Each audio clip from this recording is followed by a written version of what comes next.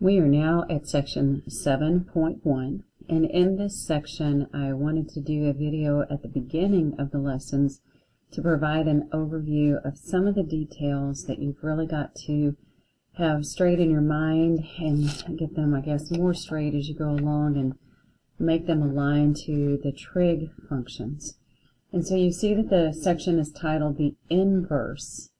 And so, as math does, we teach you one direction, and then as soon as we're good at that direction, we're like, okay, let's go undo everything we just did. And that's why everything we did in Chapter 6 really has to be solidified in your mind, because now we're going to turn around and go back the other direction.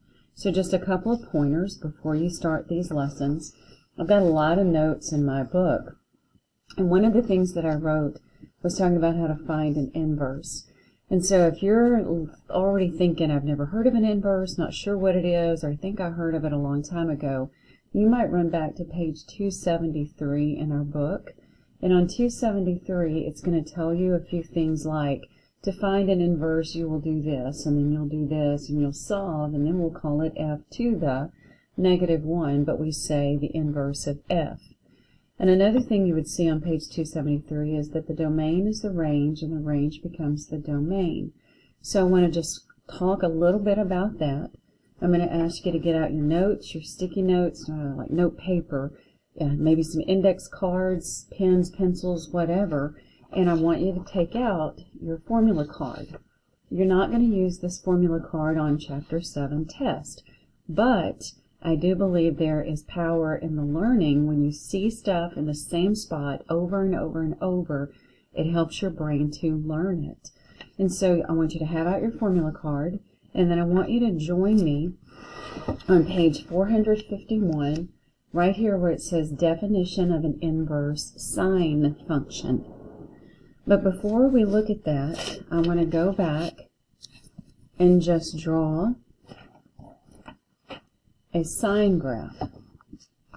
And when we draw a very quick sine graph, because I like to see what we're talking about, and when we go to draw sine, we're highest point 0, lowest point 0, keep going. And here we are, lowest point 0, keep going, etc. The thing I want to point out on this is a reminder that the domain for the regular sine function, it never stops going to the left, and the x never stops going to the right. There are many ways you can write it, but our domain is infinite. It's all real numbers. So the domain of the regular function is about to become the range of its inverse. But for right now, let's look at the range. What can my y be? Well, my y goes up to 1, and my y goes down to -1, and I can include them. So my domain is everything x can be. That means it's all real numbers in this graph. And my range is everything y can be, and the highest it goes is 1, and the lowest it goes is -1. What happens in an inverse is your x becomes the y and the y becomes the x. So everything x could be is what becomes everything y could be, sort of. And then everything y could be becomes everything x could be, probably. And so with that in mind, looking at our regular sine graph, our regular sine function and everything it can be, I want to say one more thing. Whenever you're learning college algebra, you talk about one-to-one functions. And when you have one-to-one functions, well, let me back up. When you have a function, you do what's called the vertical line test. And when you do the vertical line test, if along the graph we only crash through the graph itself one time, I mean, an example is if we had a parabola going sideways, if I drew a vertical line test, I would crash through it twice. That's not a function.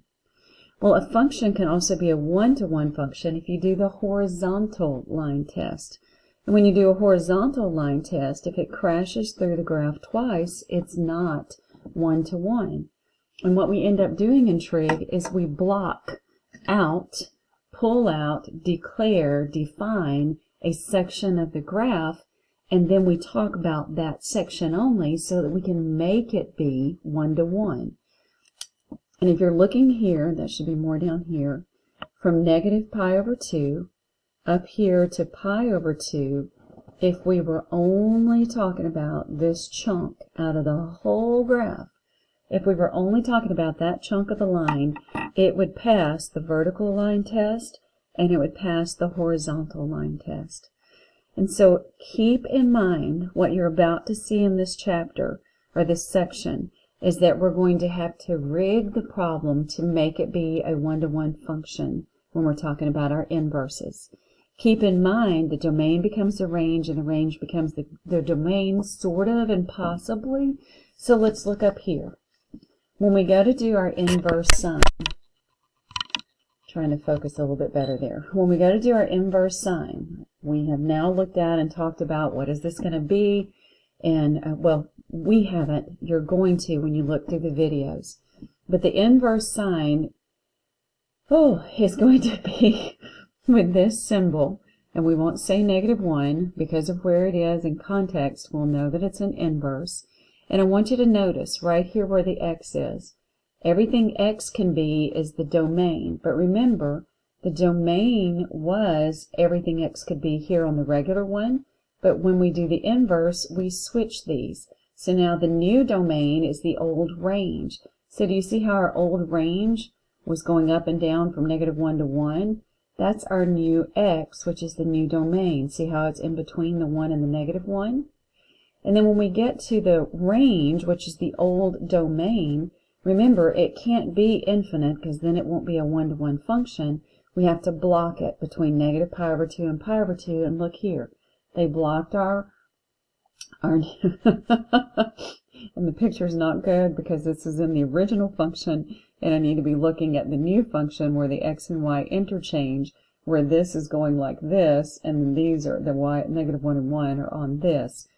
I wanted to do a quick explanation just to say as you go through the videos, it's very important that in the original function you have a domain and a range, but when you get to the inverse of that function, the old domain and range switch, and that pretty much gives you the new domain and the new range. I want you to look,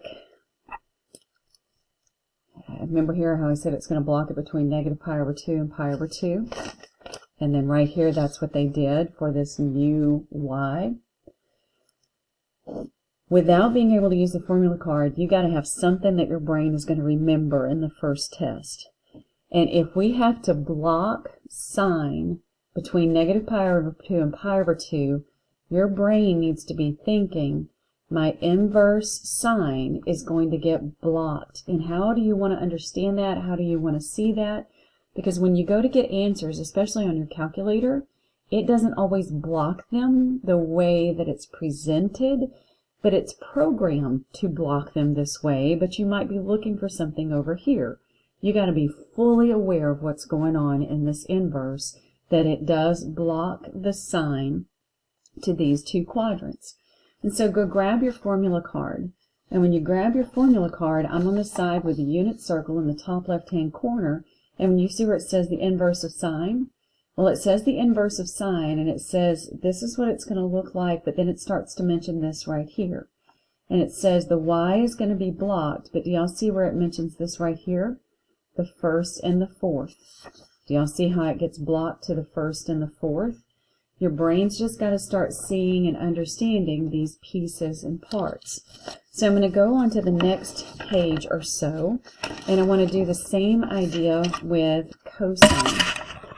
And so looking at cosine, and remember, all I'm doing is trying to throw a quick overview at you, and the videos you're about to watch are going to be amazingly wonderful and detailed. But they can also be confusing. And so that's why I wanted to go ahead and just show you a couple of these things to kind of start getting your brain ready for the videos. And so here, this is the cosine function, but we're going to be looking at the inverse. So I want to go ahead and go look at the old cosine, the regular cosine function. And when I go look at the regular cosine function, its range is 1 to -1. So I bet if I look on the inverse, my range is not going to be 1 to -1, but my domain is going to be 1 to -1. And then when I go to graph it, This is the one that starts up and then goes down and starts up and then goes down. And I'm looking again, this is not going to be a one-to-one function. It's not going to pass my horizontal line test. I bet they're going to block this one too. And they do. They will block it with this little part right here. They'll block it from 0 to pi. And look right here. They're going to block it from 0 to pi. Well, then let's go back to my little chart.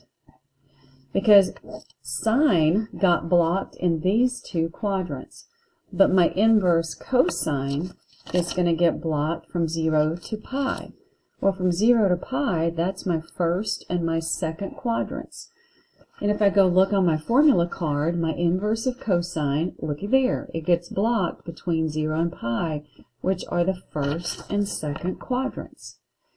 My brain needs to understand that when I see this symbol and see this symbol, it's getting blocked. It is our law, it is our rule that this is where the answers must be. I just want to do one more. I want to look at one more of these. And the other one I want to look at is tangent.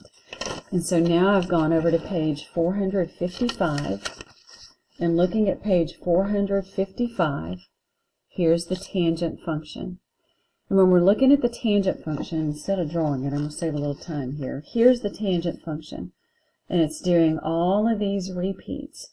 And when you look at the domain on a tangent function, it really is infinite, all the way to negative infinity and positive infinity, but we got some quirks going on right here at 1 pi over 2, and an asymptote at 3 pi over 2, and 5. So it looks like at all of the odd integers of pi over 2, everything's great, but we cannot include all of the odd integers of pi over 2. So we're going to have to block this one also, because whenever we change it around, it's not going to be a one-to-one function. But when you go to look at the range on this one, does it ever stop going down? No. Does it ever stop going up? No. So it's infinity to negative infinity on the range. So I wonder what that's going to translate to here. So I'm going to go right here with my range. The range on my original tangent function is infinity to infinity. That should be my new domain, and look, it is. But when we're looking over here, we can't keep having all of these parts of the graph. We've got to block it. And notice where they block it. They block it between negative pi over 2 and pi over 2, but notice it's not inclusive because we can't include negative pi over 2. That's an asymptote.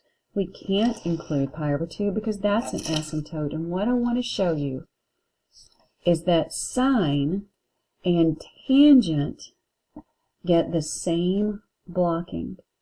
They're both in 1 and 4, but you just have to remember that tangent cannot go all the way down to negative pi over 2, and tangent cannot, well, it can go all the way down to it, but it cannot equal it. And then it cannot equal pi over 2. And that looks like a hashtag. So, what I wanted to show you is to begin thinking what's about to happen in these videos. What does it look like? What is being said? And you've got to make yourself stop the video, back it up, get it to gel in your brain and make sense. Because if you just keep going without understanding a part, it's just going to get worse. You got to make sure that you're fully understanding all of the pieces and parts.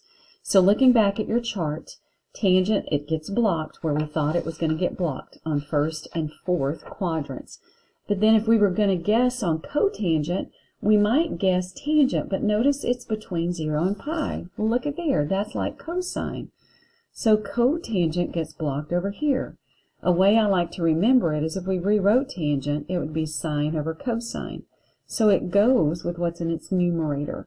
And if we rewrote cotangent, it would be cosine over sine.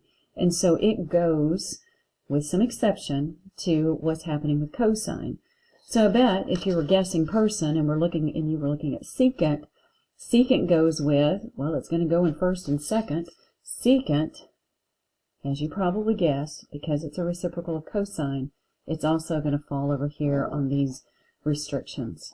And then if you were still guessing type person, you would say, well, I bet cosecant goes with the other guys, and it does, but there are some restrictions because there will be some asymptotes inside cosecant and inside of secant. So you'll just have to watch out for those specifics, but the big picture is what I wanted to get to you before you started watching these videos.